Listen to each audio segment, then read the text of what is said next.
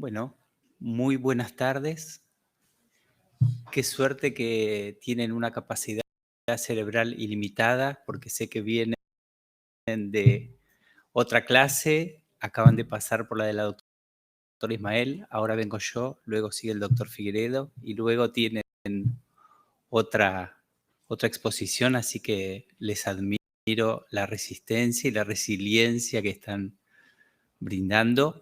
Yo soy el doctor Álvaro Falzone, pertenezco al staff de GEDIT. En primer lugar, quisiera agradecerle a la Sociedad de Medicina Interna.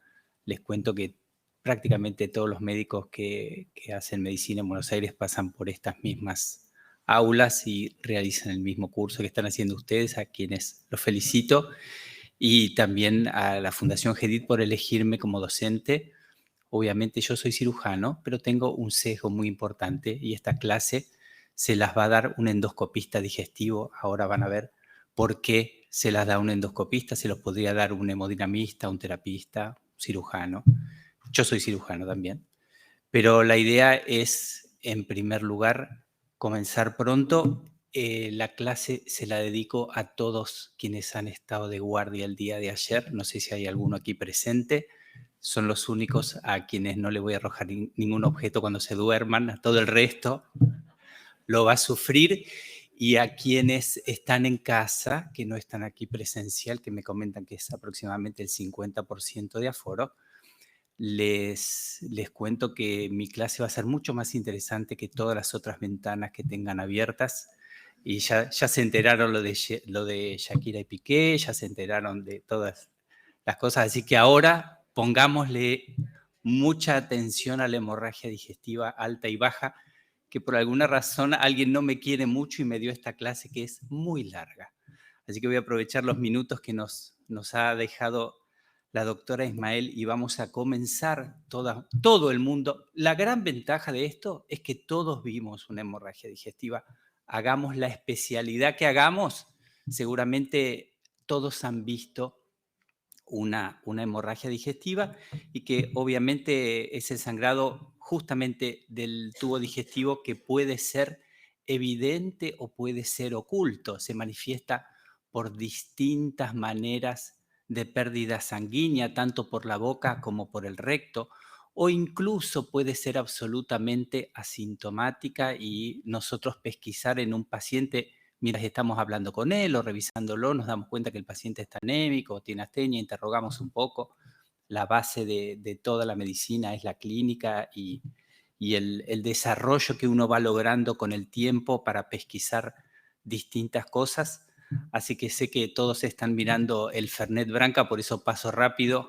Las manifestaciones asociadas a un paciente anémico dependen del grado del desarrollo de esa anemia y puede incluso debutar con un síncope en un caso extremo, pero me gusta decir en este caso que entre el blanco y el negro y entre la hematemesis manifiesta con una sangre roja rutilante y la anemia asintomática, entre el blanco y el negro hay una extensa gama de grises.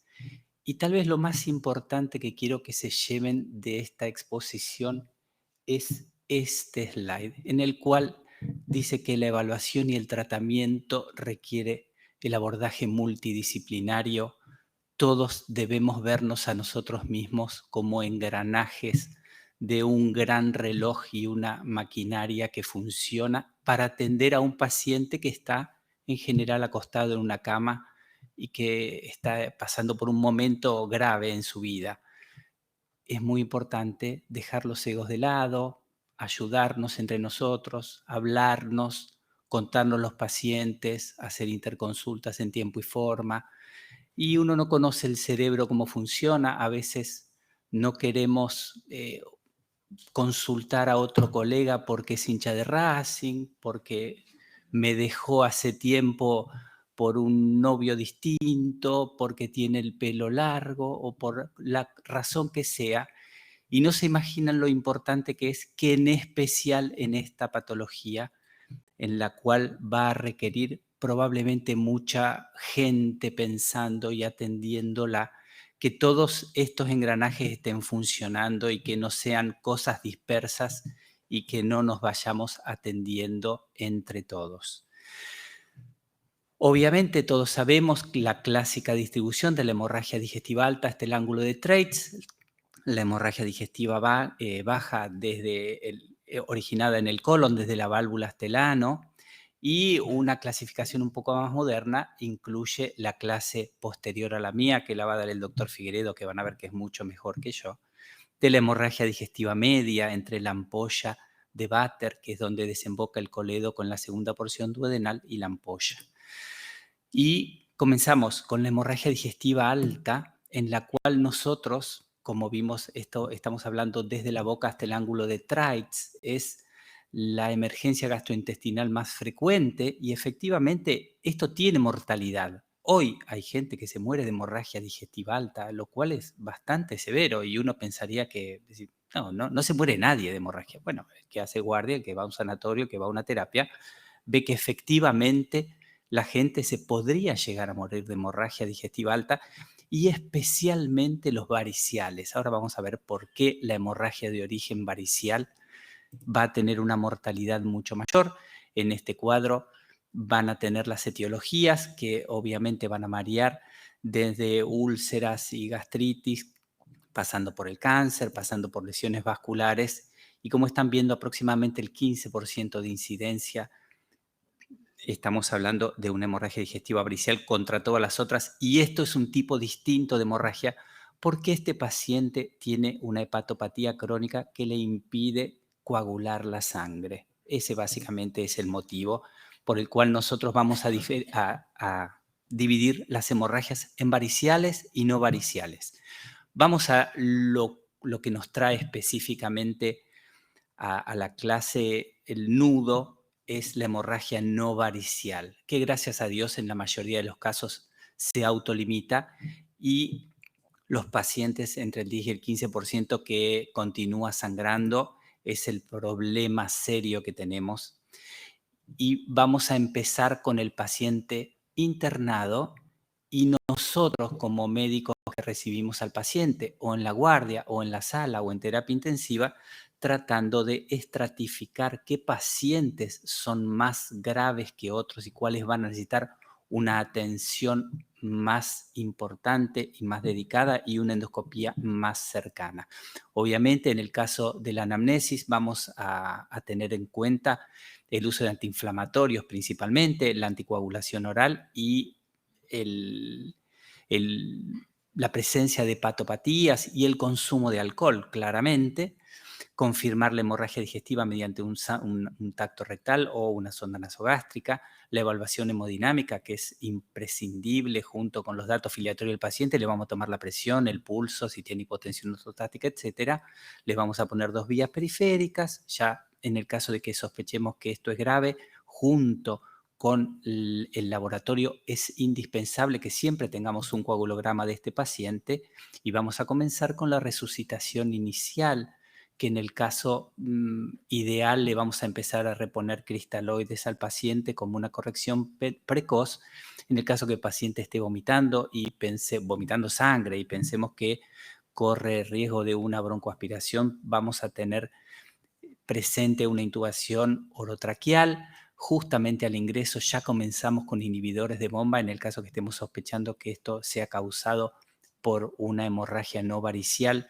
Y el omeprazol en este caso, que para nosotros ha sido como el santo grial, de lo que permite es que modificar la atmósfera gástrica para permitir a los factores de coagulación realizar un coágulo en la úlcera del estómago. Si el pH es de 1,5, 2, no coagula nunca la sangre, y si el pH es de 5 o 6, vamos a tener más suerte. Vamos a pensar en transfundir al paciente con la idea de que como límite en general se pone una hemoglobina de 7 y en el caso vamos a intentar, en el caso de una enfermedad coronaria, vamos a necesitar en lo posible una hemoglobina mayor a 9. Paso rápido los slides porque esto a ustedes les queda después y porque les vuelvo a repetir que las 2 clases es muy extenso. Si alguien tiene alguna pregunta, yo sé que voy montado en una moto de 150 kilómetros por hora, pero vamos a llegar.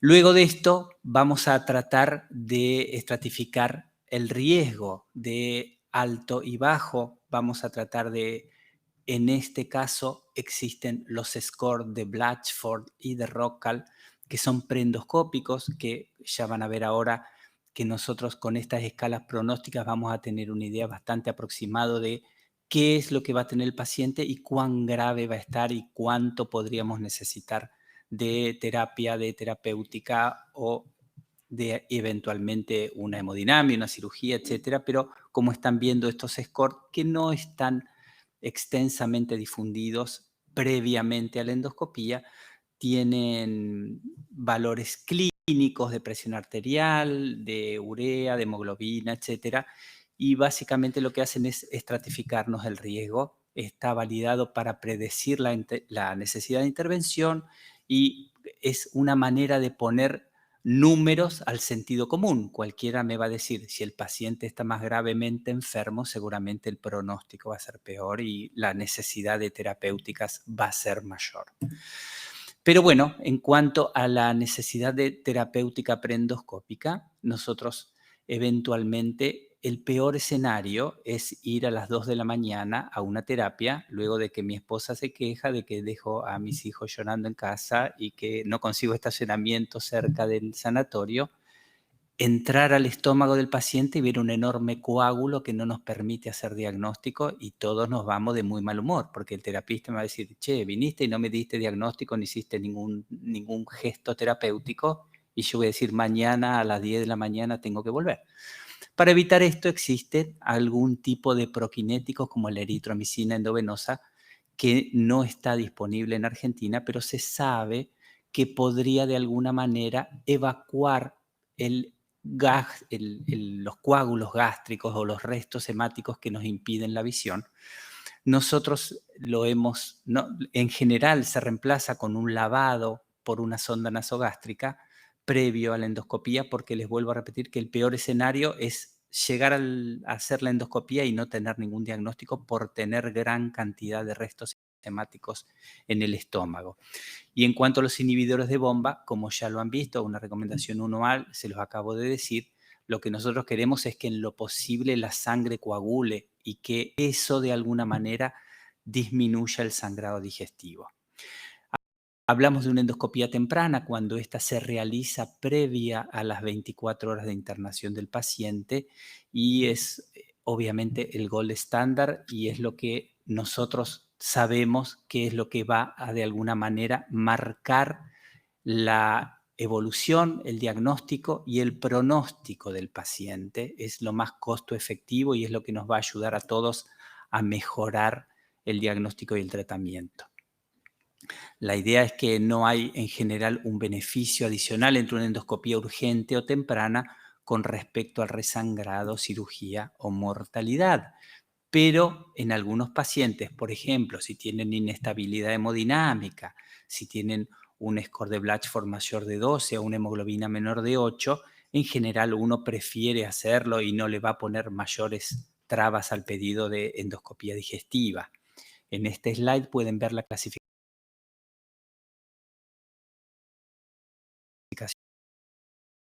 de Forrest, que sí claramente hoy en día está enormemente masificada en los informes de endoscopía digestiva.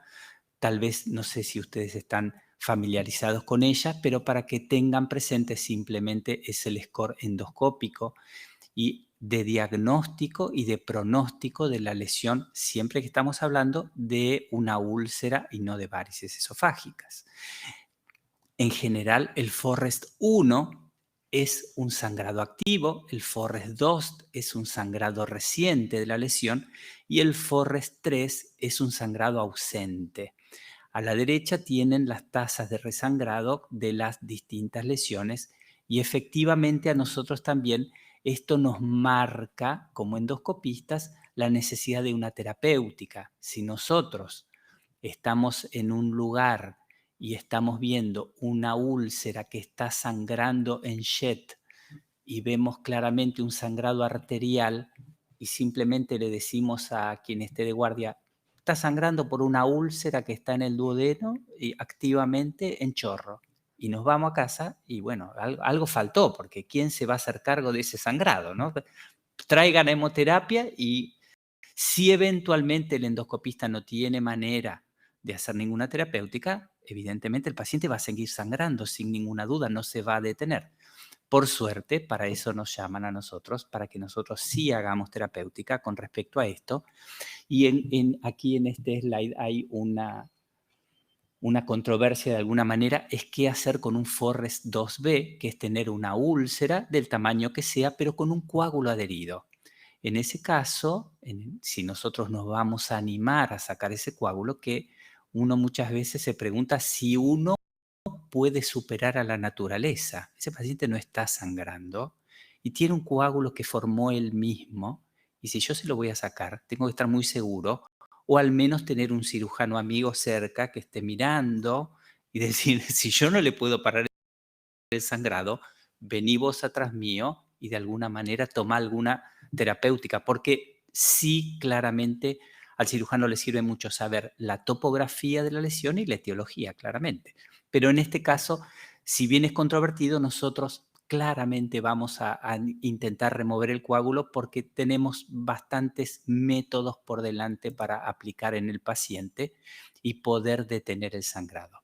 En cuanto, ¿con qué? Con estos métodos terapéuticos. En general, todos los endoscopistas llevamos en nuestra valija una aguja descartable de un único uso y en el cual vamos a poder inyectar distintas sustancias, en general adrenalina 1 en 10.000, para poder detener el sangrado.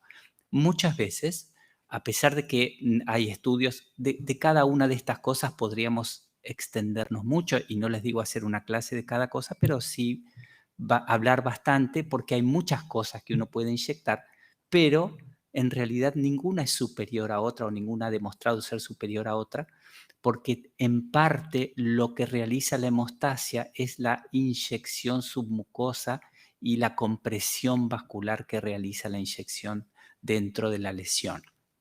Los esclerosantes ya vamos a ver que los vamos a usar en el caso específico de las varices esofágicas. Los métodos térmicos de electrocoagulación, Header-Probe y argon-plasma, vamos a hablar más adelante. Y los métodos mecánicos son el hemoclip y las bandas elásticas. Si alguno tiene alguna pregunta, empecemos por aquí. Si no, sigo porque tenemos bastante por delante. Cuando tenemos endoscopía digestiva con un estigma de alto riesgo en la región, en la lesión, vamos a ver que la adrenalina sola es superior a la terapia de supresión ácida sola. Obviamente, cualquier terapéutica endoscópica es superior al tratamiento médico y la idea es que en general todos preferimos hacer dos métodos simultáneos sobre la lesión en lugar de uno. También es claro que el tratamiento endoscópico doble es mejor que el tratamiento endoscópico simple. Lamentablemente eso va a depender de la disponibilidad que tenga en general quien está de guardia. Y en general quien está de guardia suelen ser los médicos más jóvenes del servicio y necesita uno cierta experiencia y técnicamente del desarrollo de la técnica endoscópica, aparte necesita tener. Hablábamos de argonplasma, hablábamos de métodos térmicos de electrocoagulación. En ningún sanatorio, en ninguna terapia de Argentina tenemos un electrobisturí en quirófano o en cosas disponible las 24 horas o la sonda disponible las 24 horas. Por eso les digo que en general lo que ustedes van a recibir de guardia es una inyección de adrenalina y con suerte un clip hemostático. La monoterapia es inferior y en realidad uno lo que prefiere es el tratamiento. Otras modalidades endoscópicas son el halo, que es de alguna manera una método de ablación térmica que es como poner una plancha sobre la lesión y quemarla.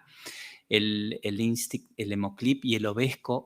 Ovesco es la sigla de Over the Scope, es como una trampa de oso gigante que se coloca comparado con un clip que es pequeño y que tiene unos pocos milímetros de ancho. El Ovesco tiene 12, 14 milímetros de ancho y es una trampa de oso que toma una lesión gigante. No es habitual el uso, si bien está descrito, en la hemorragia digestiva, sino que se usa más para el tratamiento de fístulas o alguna perforación intestinal.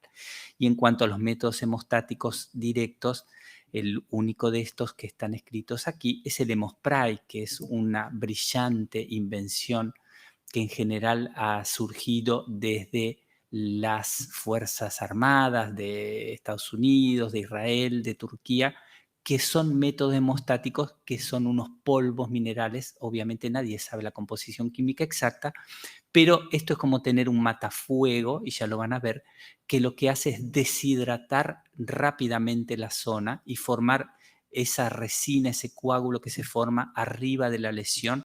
Hay que hacer un curso, obviamente, para usar un Hemospray, porque tiene ciertas características técnicas. Es como tener una pistolita con una carga, y esa carga dispara esto blanco, esa resina blanca que ustedes ven. Obviamente, si yo tengo una lesión pequeña y accesible al endoscopio de frente, lo que voy a hacer es usar un clip. Y si tengo un sangrado en napa, en un tumor, en un ostoma, una extensa lesión en superficie, con un clip, que yo le ponga un clip en cualquiera de estos milímetros, no me va a servir ni va a parar el sangrado. Y en cambio, sí va a servir, quería volver para atrás, pero bueno, sí va a servir colocarle Hemospray, que también técnicamente es sencillo de hacer. Es simplemente acercar un catéter y disparar desde una pistola este polvo. En cuanto a la hemodinamia, habíamos visto que en el caso de que nosotros tengamos 2 intentos de endoscopía, se hacen 2 intentos terapéuticos para detener una hemorragia. Y yo les aconsejo que en este caso, ya con el segundo intento, llamemos a la gente de cirugía para que conozcan al paciente al menos. Si tenemos la suerte de estar en un lugar con hemodinamia, llamamos al hemodinamista. Y en estos casos de persistencia de la hemorragia, a veces va a ser posible al menos llegar al diagnóstico o incluso al tratamiento. La hemodinamia va a ser mucho más útil en las hemorragias digestivas bajas que en las altas.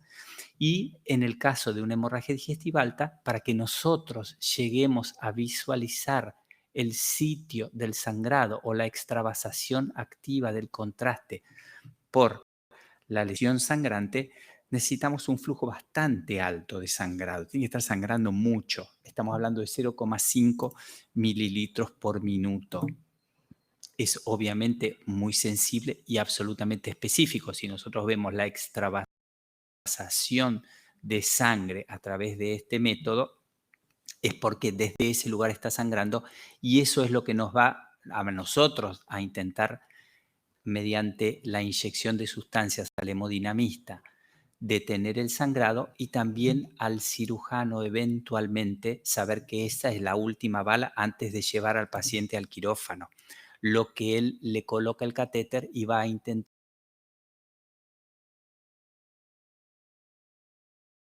teñir es el tronco celíaco y la arteria mesentérica superior, que son las primeras ramas aórticas abdominales, y que es lo que irriga toda la parte del tubo digestivo alto. Y como ya lo he citado en algunas oportunidades, el cirujano del staff que va a atender a este paciente, esperemos que ya lo conozca, porque el peor escenario es que lo llamen a las 4 de la mañana para decirle: che, recién se va el endoscopista, ya le hizo 2 endoscopías, pasó por hemodinamia, no le pasó, lo tenés que operar vos. Entonces, ese es el peor escenario. E incluso le podrían decir: y no sabemos de dónde sangra porque las 2 veces que vino estaba lleno de coágulo el estómago. Entonces, en ese caso, es muy probable que renuncie el cirujano o que se infarte. Si están buscando eso, lo van a lograr. Pero operar a un paciente en estas condiciones, inestable hemodinámicamente, estos no son pacientes jóvenes sanos que corren un triatlón, son abuelitas de 80 y pico de años que seguramente corren un gravísimo riesgo a la vida, probablemente nos digan que no hay sangre en hemoterapia. Entonces todo se va a la tormenta perfecta para perder al paciente. Y las indicaciones quirúrgicas dependen obviamente de la masividad y la persistencia del sangrado. Idealmente lo que él va a hacer, si tiene diagnóstico, aún teniendo diagnóstico, es un pésimo paciente para operar, porque está en general politransfundido, anémico. Tenemos muchas chances de que el paciente se nos fistulice, lo que intentemos resecar se abra. Entonces, evidentemente, el cirujano, si lo conoce desde temprano al paciente, es mejor que lo conozca y aparte nos va a alentar a que le pongamos un clip, que le pongamos Hemopry, que le hagamos cualquier cosa para no operarlo, porque es un paciente que nadie quiere operar.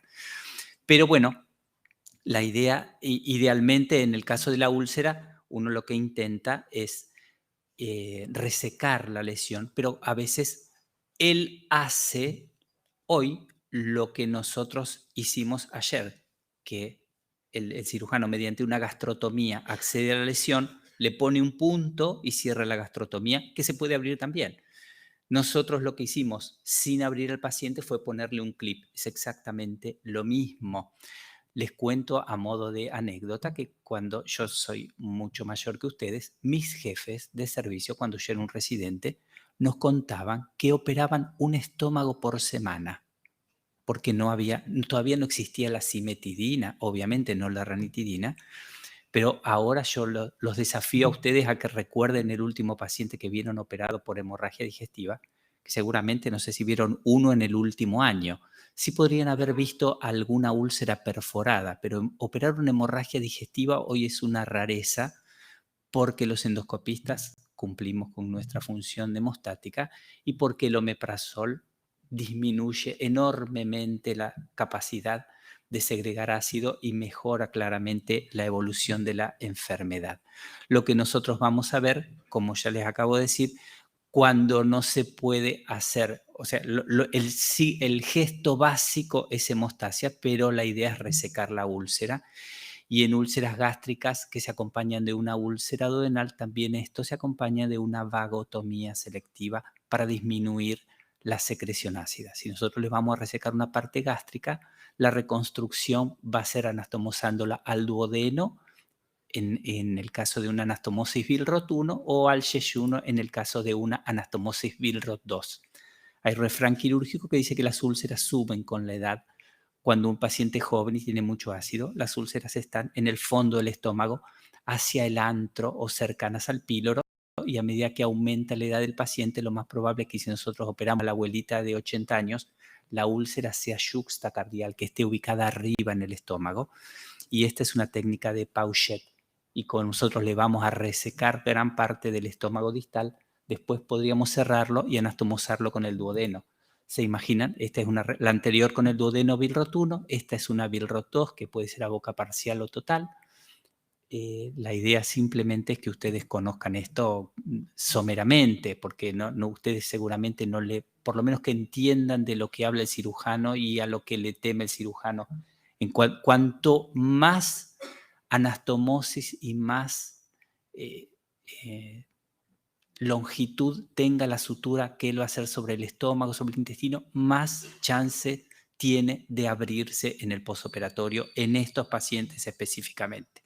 Aquí tienen un esquema de las magnitudes de resecciones gástricas, vagotomía y piloroplastia. Seguramente no sé cuántos de ustedes habrán visto alguna vagotomía que se puede hacer selectiva o súper selectiva, pero esto es algo que se hacía previo a la instauración de los tratamientos médicos efectivos como lo que tenemos hoy.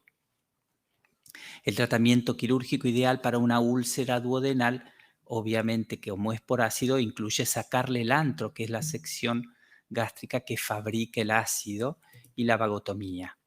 En cuanto supongamos que el paciente ya está resuelto, no está sangrando más, post tratamiento le vamos a dar omeprazol, 80 en bolo y luego lo dejamos con un goteo, y en el caso endovenoso, en el caso de los forres hasta el 2B en los que necesitan terapéutica, y después vamos a seguir con el tratamiento por vía oral. En el caso de que haya tenido un Helicobacter pylori positivo, seguramente en ese caso está claro que es una de las pocas indicaciones que tiene de erradicación del Helicobacter pylori.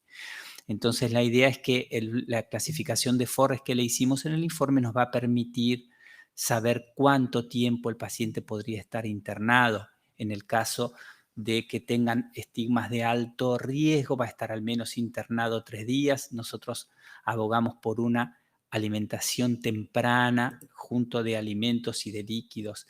Y obviamente si nosotros en la endoscopía vemos que el paciente tiene una úlcera curada, cicatrizada, con fibrina, sin estigmas de sangrado, hemodinámicamente estable, que tiene una hemoglobina alta, que es un chico joven que se tomó 5 aspirinas porque tuvo un esguince y ese se puede manejar ambulatoriamente. Eso tiene que ver con cómo se maneja la institución también. Con respecto a la idea del Helicobacter, cuando está con úlcera, obviamente le vamos a mantener el IVP, le vamos a dar el esquema de tratamiento que considere el servicio de gastroenterología más adecuado. Y en el caso de que el paciente junto con una úlcera tuvo un consumo de antiinflamatorios, la idea es suspenderlo, el antiinflamatorio, porque es la droga gastrolesiva lo que nos ha provocado la úlcera. Y en el caso de una úlcera idiopática, en la cual no hay asociados antiinflamatorios, la idea es mantener el IVP a largo plazo. Esto se los dije hace 2 minutos, que se pueden alimentar temprano. Este es el algoritmo de la hemorragia no varicial, lo van a ver después. ¿Cómo vamos? Veo algunos que están cediendo a la tentación de dormirse. ¿No? Bien, me encanta. Bueno, les cuento, la foto de la izquierda es una hermosa varice esofágica sangrando y lo que sale desde la varice que parece sangre es vino Malbec mendocino. Tiene la misma consistencia y les garantizo que no coagula. Muchas de las canas que yo tengo han salido de terapias intensivas viendo esas varices sangrando, que cuando yo era joven, como ustedes ahora, en mi época todavía no estaba muy distribuido, así muy extensamente el uso del banding, que es como la maravilla que nos permite hacer un tratamiento exsangue. Y yo participaba del Festival de la Sangre porque ya estaba sangrando, porque lo veía sangrar y porque si no estaba sangrando yo lo iba a inyectar con polidocanol sobre esa varice, con lo cual me llevaba sangre en mis ojos, en mi cara, en mi ambo, en los zapatos. Era tremendo, chicos, eso. Y uno se sorprendía que los pacientes sobrevivían, ¿no? Era una cosa fabulosa. Pero bueno, al igual que la vez anterior, supongamos que el paciente entra y claramente nosotros nos damos cuenta que este paciente en general hoy en día no es tan vergonzante ser alcohólico. Los pacientes rápidamente dicen, sí, yo tomo 10 cervezas por día. Mamita, yo no me tomo ni 10 litros de agua por día y te tomas 10 cervezas por día y así lo hacen. Y lo dicen sin ningún problema. Pero está claro que en el caso la mayoría de los pacientes tendría que tener mucha mala suerte para tener un virus C, para tener una cirrosis, pero la mayoría de los pacientes en nuestro medio son cirróticos secundarios al consumo de alcohol. Nos podemos dar cuenta por que incluso esta hepatopatía esté descompensada si tiene estigmas como la cabeza de medusa, como la citis, como distintas, el flapping, ya ni estamos hablando de una encefalopatía, pero la idea, como siempre vimos que lo vamos a expandir de entrada, vamos a pedir sangre y sí, claramente si tenemos la necesidad, o sea, casi seguro va a tener coagulopatía y eso es lo que tenemos que corregir porque el tratamiento, si bien van a llamar al endoscopista y va a venir rápidamente a hacerle al endoscopista, este paciente requiere de muchísimo más sostén médico hemodinámico. Necesitamos al hemoterapeuta que nos presten plaquetas, que nos den plasma fresco, ahora lo vamos a ver todo. Pero bueno, sabemos que tenemos que la tasa del primer sangrado, la mortalidad es alta y en el caso de tener varices, aproximadamente el 30% están en una cirrosis compensada y aproximadamente un 60% presentes en una cirrosis descompensada. Las grandes varices, obviamente, o las que tengan puntos rojos o las que tengan una enfermedad hepática avanzada, son las que van a tener mayor riesgo de sangrado. Esta es una clasificación endoscópica de las varices esofágicas que nos vamos a encontrar al hacer la endoscopía. En general, nosotros vamos a decir si las varices son grandes o pequeñas. Y más allá de esto, lo que nosotros queremos descubrir es si tienen estigmas de sangrado reciente, que son esas mismas varices con punto rojo. Y el agujerito que ustedes veían perdiendo sangre, cuando tenemos suerte, se le forma un tapón de fibrina que detiene el sangrado y a eso se le llama pezón blanco. Ese es otro estigma de sangrado reciente de las varices esofágicas. Los pacientes no solo desarrollan varices esofágicas, sino también varices gástricas. Y aquí tienen la clasificación de las varices gástricas. Estas se tratan distinto porque se inyectan con cianoacrilato, pero ahora lo vamos a ver. Obviamente el mal pronóstico es el paciente que está más enfermo, que tenga menos reserva funcional hepática, va a estar peor. Si el paciente tiene un hepatocarcinoma, va a estar peor. Si el paciente tiene una falla renal u otras comorbilidades, va a tener una mayor morbimortalidad. Claramente este paciente lo están esperando en UTI. A este paciente no tenemos que reponerle tan vivamente fluidos. ¿Por qué? Porque la idea es que le vamos a sacar el tapón de fibrina si le aumentamos mucho la presión portal.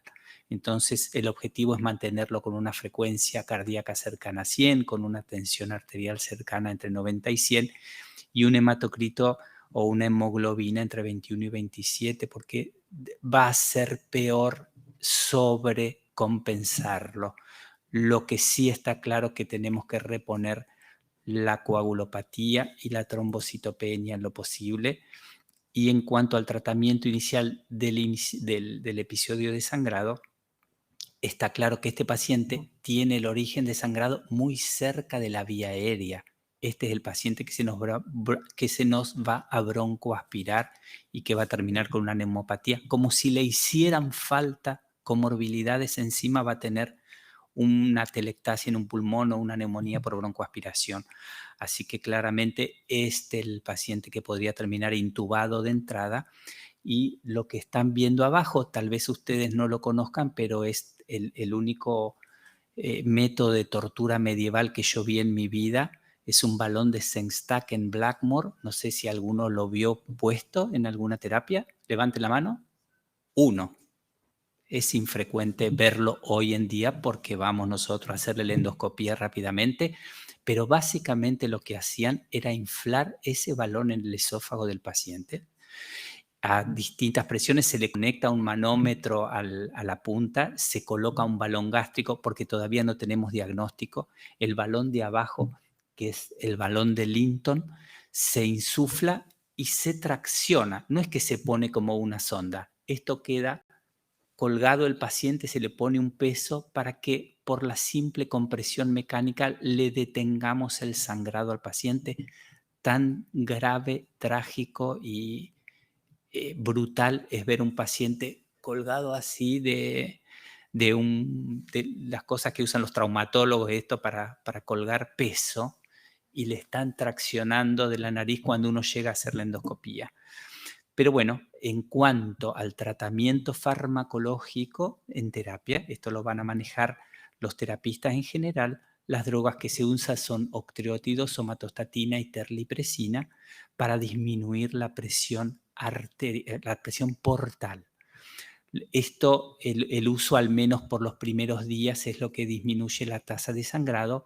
En general, siempre ustedes preguntan qué pasa con el propanolol. Claro, el propanolol es lo que le va a bajar al paciente la presión portal a mayor plazo. Pero en el episodio agudo esto es lo que se usa en terapia. Las conocen seguramente, las usan, algunos las indican quienes trabajan en terapia.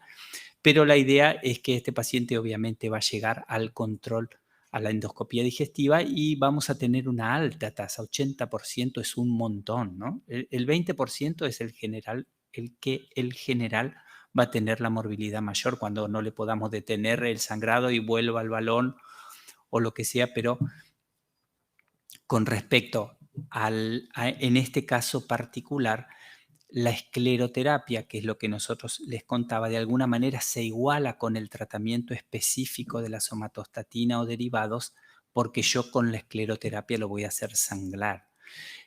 La ligadura es lo que nos permite hacer el tratamiento de la varice. Lo que están viendo a la derecha es una varice ligada. Lo que nosotros necesitamos es una aspiración muy potente, porque tal vez, no sé si ustedes conocen cómo es el procedimiento.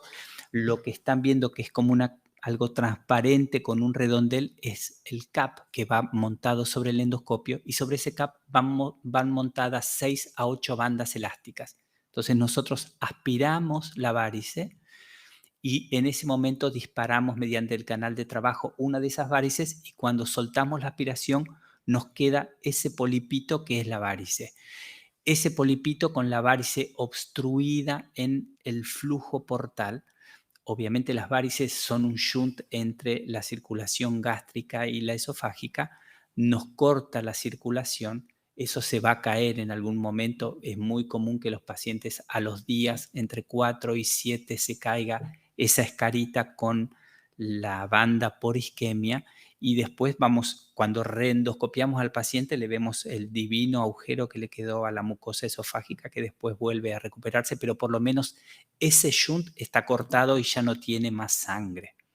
Así que obviamente la idea es que el paciente varicial siempre requiere tratamiento, no como en la clasificación de Forrest, y obviamente es mejor hacerlo sin que el paciente pierda sangre, el método de banding, que con respecto a la inyección de sustancias esclerosantes, que es el método convencional y clásico. Acá les estaba contando que para las varices gástricas se usa cianoacrilato y obviamente los mejores resultados son la asociación del método endoscópico con el farmacológico. Obviamente estos pacientes van a requerir que nosotros vayamos rápidamente a hacerle la endoscopía. También obviamente podemos prevenir el manejo de complicaciones. Vamos a pesquisar infecciones urinarias, respiratorias, peritonitis bacteriana espontánea. Estos pacientes al ingreso le vamos a dar antibióticos profilácticos y vamos a prevenir y pesquisar el síndrome hepatorrenal. El tema es que, bueno, nuevamente vamos a pensar qué va a pasar cuando ese paciente siga sangrando. Probablemente le pongamos un balón de Sengstacken. Le acabo de decir hace poquito que al igual que en la parte alta de la hemorragia no varicial, le vamos a dar una segunda chance a la endoscopía. Vamos a aumentar la dosis de vasopresores y la idea es que después de eso, ojalá que la familia sea religiosa, recemos todos porque el paciente tiene muchas chances de irse al más allá. Esto es un esquema de un TIPS, que es un shunt portocava. En la antigüedad los cirujanos vasculares hacían distintos shunts entre distintos segmentos de las circulaciones portal y sistémica con la idea de disminuir la hipertensión portal. Sacar sangre, le hacen una derivación y esto se hace por vía transyugular en una mesa de hemodinamia. Es el tratamiento de elección para la disminución y el tratamiento definitivo de la hipertensión portal. La idea es que les dejo el algoritmo de la hemorragia digestiva varicial que termina en un TIPS cuando el sangrado es incontrolable o recurrente o una cirugía o el balón de Sengstacken que se deja máximo como 24 horas. Terminamos la endoscopía, la hemorragia digestiva alta. Se merecen un aplauso por estar despierto la gran mayoría y vamos a pasar a la hemorragia digestiva baja. ¿Alguna pregunta quedó? ¿Fui muy rápido? Porque lamentablemente estoy viendo que no me queda demasiado tiempo para hemorragia digestiva baja. ¿Estamos bien? ¿Alguien quiere preguntar algo? Me pasa esto todo el tiempo porque soy muy claro, las clases son perfectas y nadie tiene dudas ni preguntas y se despiertan cuando se ríen los otros, se despiertan. Listo, bueno, sigamos. En cuanto a la hemorragia digestiva baja, que es un enorme tema, especialmente como nos contaba la doctora Ismael, como aumenta la edad de los pacientes, la idea es que nosotros vamos a encontrar frecuentemente en la consulta de hemorragia digestiva baja, que aparte es muy frecuente y ocurre el 20% en todos los casos de sangrado oculto, es 5 veces menos frecuente que la hemorragia digestiva alta, es más frecuente en hombres. Como todas las hemorragias, la incidencia aumenta con la edad. Gracias a Dios, Dios también tiene algo de médico, por eso autolimita en casi el 90% las hemorragias digestivas altas. Es raro en toda la vida de uno ver una hemorragia digestiva baja exsanguinante. Existen, pero son una rareza. La tasa de mortalidad, por supuesto, que es mucho menor y es más común en los adultos mayores cuando existe una isquemia intestinal o cuando existen morbilidades. Recuerden ustedes que la hemorragia digestiva baja también se puede manifestar como melena, exactamente igual que una hemorragia digestiva alta, pero hasta el colon derecho, todo el tubo digestivo alto, hasta el colon derecho sangrando, da melena. Así que tengamos presente que a veces la melena, que nosotros comenzamos el diagnóstico con una hemorragia, con una endoscopia digestiva alta, terminamos después estudiándole y nos encontramos con una sorpresa en la válvula ileocecal o en el colon derecho. Pero en general también vamos a ver que en el caso de los pacientes que tienen un sangrado crónico o incluso no visible, el paciente podría presentarse con una anemia sintomática o con una hematoquesia. Por la intensidad las vamos a clasificar en hemorragias digestivas ocultas, en la cual el paciente obviamente le preguntamos si alguna vez vio sangre en su inodoro o al limpiarse su materia fecal, nos va a decir que jamás vio ningún tipo de sangre, o eventualmente las hemorragias agudas que pueden ser leves o graves, son las que tienen una corta duración. Y la idea es que a veces el paciente viene a la consulta diciendo que él, luego de deposiciones tiene sangrado, a lo que llamamos proctorragia terminal. Cuanto a la etiología, como nosotros envejecemos, como parte del envejecimiento común, desarrollamos divertículos en el colon. La otra cosa que podemos tener sangrado es por ectasias vasculares, que ahora vamos a hablar efectivamente de ellos, pero estos dos se llevan el enorme 85-90% de todas las etiologías.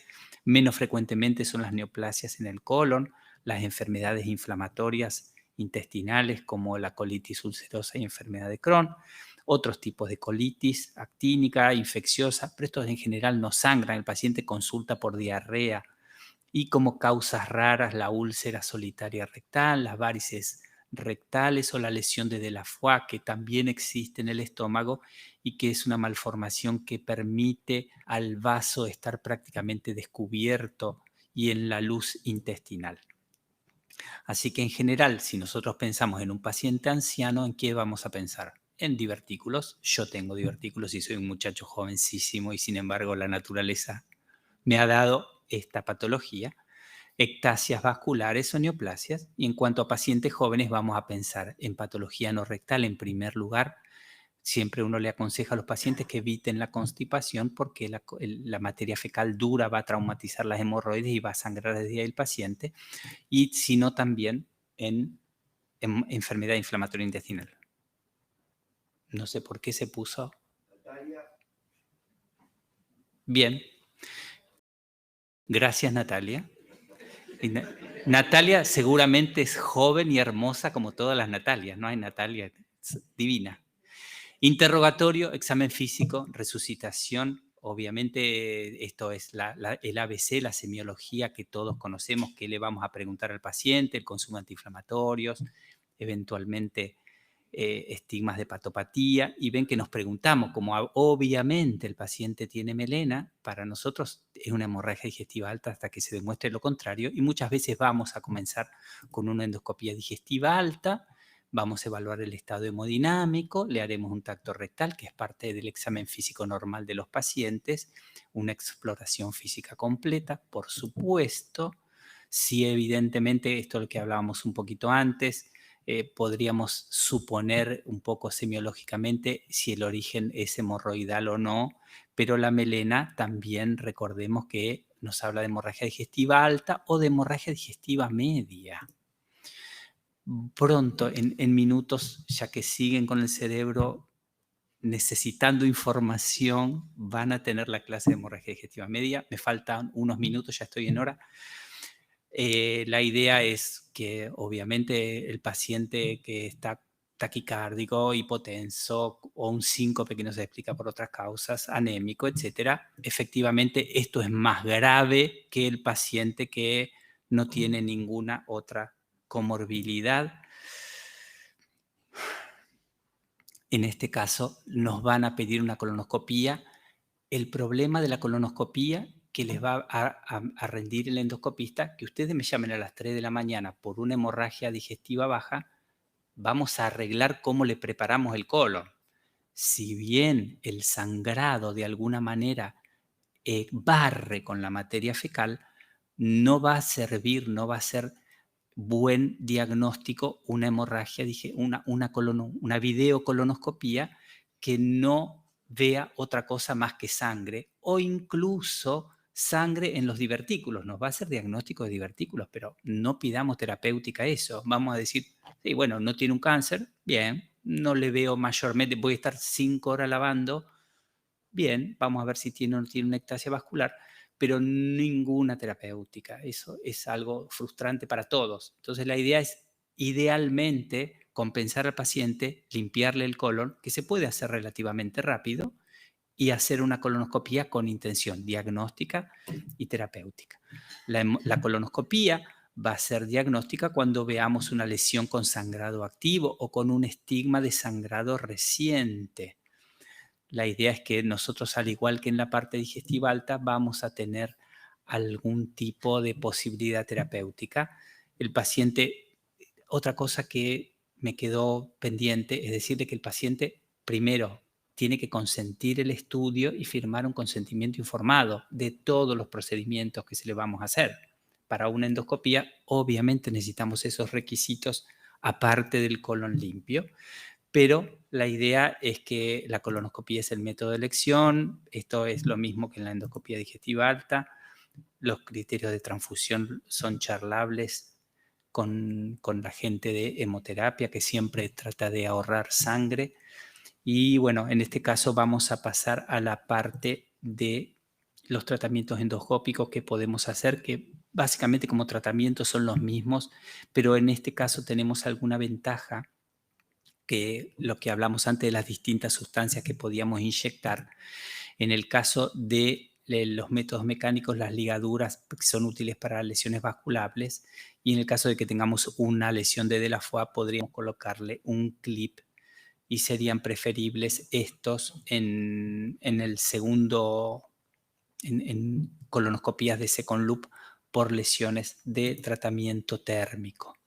Y más que la endoscopía, el que puede ayudarnos es el hemodinamista, porque él justamente, antiguamente, les cuento que no se intentaba mucha terapéutica porque el colon tiene una circulación terminal, entonces tenían alto riesgo de isquemia post-tratamiento. Hoy en día han mejorado mucho los catéteres, han mejorado las sustancias, los coil que colocan los hemodinamistas, y con los mismos pacientes son mucho más intervencionistas y tenemos chances bastante mayores que con respecto a la endoscopía alta de poder tener un tratamiento tanto médico como hemodinámico. Le colocan infusiones de sustancias vasoconstrictoras o los embolizan, y creo que terminé, qué bueno. Terminamos. Me pasé 6 minutos. En este caso, ya que no hubo ninguna pregunta, la pregunta se las voy a hacer yo a ustedes, y vamos a hablar de la clasificación de Forrest, que espero que muchos la conozcan. Y en este caso les estoy preguntando si solo se usa para la hemorragia digestiva alta no varicial.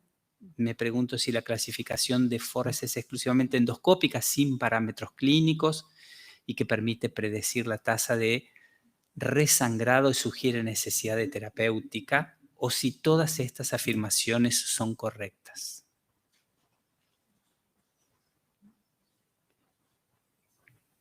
Lo que yo pretendo es que mis alumnos ahora respondan el 99% bien y superemos a la doctora Ismael, que logró 95, y sé que lo vamos a lograr. No les quiero soplar nada.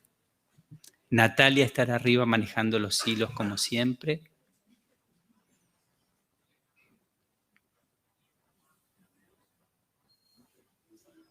Y ahora, 82, muchachos. Se me durmieron todos, chicos, me quieren matar. Nunca más me van a llamar para dar una clase, van a decir, el doctor es un fracaso. Todas son correctas, chicos. Si bien la mayoría de los alumnos entendió el concepto, y yo los llevo a recordar cuando están en los pacientes internados, si no les dan la clasificación de Forrest, los endoscopistas son endoscopistas medio pelo, son flojos, ¿eh? Así que efectivamente vayamos a la que sigue. Todas son correctas. Bueno, concentrémonos. Proctorragia, por favor, una proctorragia que no descompensa al paciente. Voy yo a la guardia, le digo, señor, ¿cómo le va? Perdí sangre, hice caca, sangre. ¿Qué hacemos? Una endoscopía con un laboratorio, me mandan la orden para hacer una colonoscopía con sedación, una angiotac o una hemodinamia, está corriendo el tiempo. Sé que vamos a mejorar, sé que vamos a ir por el camino del bien y si no, le pido a Natalia que modifique los guarismos porque si no, no solo se durmieron la clase, sino que estuvieron mirando a Shakira y Piqué, los de la computadora, estuvieron leyendo Clarín, Infobae, página 12, pero bueno, es lo que toca, lo que toca. Cierra. 82, pasamos esto, me siento muy mal, muy defraudado. Les hubiera mandado el PowerPoint nada más, ¿para qué vine acá? Me comí la avenida Santa Fe todo cortado. Sí, tenía que pedir una colonoscopia nada más, chicos, nada más. Pero bueno, yo les agradezco infinitamente. Tienen mi mail. Quisiera saber si alguno tiene alguna pregunta y si no los dejo con el... Sí, claro, por supuesto. ¿Quién vio el balón de Sengstaken? ¿Cómo es su nombre, doctor? Matías, un gusto. Álvaro, por favor, si ojalá pueda responderte.